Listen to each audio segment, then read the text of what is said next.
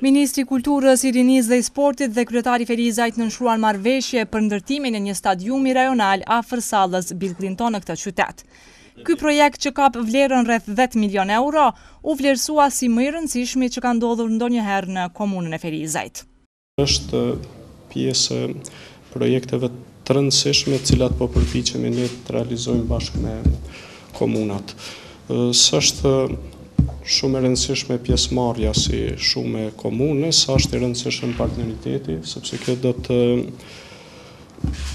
na ndihmoj që ne të jemi bashkë deri në fund projektit, që ta ndjekim së bashku dhe ta menaxhojmë së bashku. Si thatë ju, vlera është rreth 10 milion euro, 9,5 milion euro, dhe ne mendojmë që do të jetë shumë e mjaftueshme që Ferizaj të ketë një stadium të ri, i cili do të plotësoj kriteret e UEFA-s dhe FIFA-s. Ne zotohemi që do të mbikëqyrim punimet bashkë me Federatën e Futbollit, e kryetari është bashkë me ne. Ne do të bashkëpunojmë UEFA-n dhe FIFA-n si në rastin e stadiumit olimpik dhe të stadiumit të Prishtinës, që investimi të jetë cilësor dhe pastaj të jetë dhe i pranueshëm dhe i përdorshëm.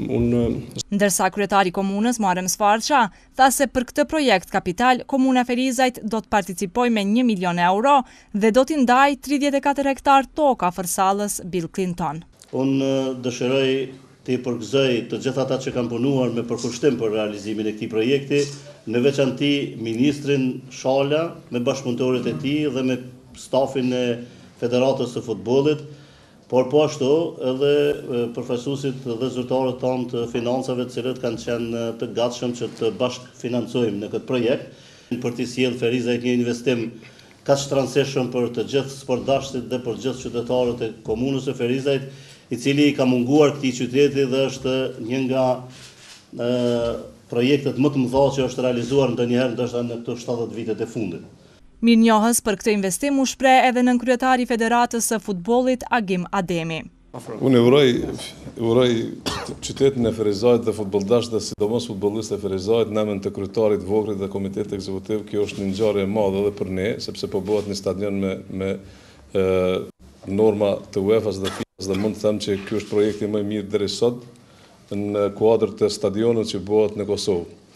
Ndaj shpresoj që edhe ju do të arsyetoni këtë, po flasim këtë rast për futbollistë dhe futbolldash, që do të arsyetojnë këtë stadion, sepse mendoj që me talentat që ka Ferizaj do të arrijmë që ky stadion do të jetë plot me njerëz, ku edhe ndeshje ndërkombëtare. I pyetur nga gazetarët se sa është i sigurt ky investim, pavarësisht ndrimit të pushteteve, ministri Shala tha se ky projekt është me planifikim të sigurt. Do të jetë kontratë kornizë që do të lidhet gjithë projektin dhe jo pjesë, kështu që qeveria dhe komunat do të jenë të detyruara që të sigurojnë buxhetin sipas dinamikës së punimeve për çdo vit deri në përfundimin e tij.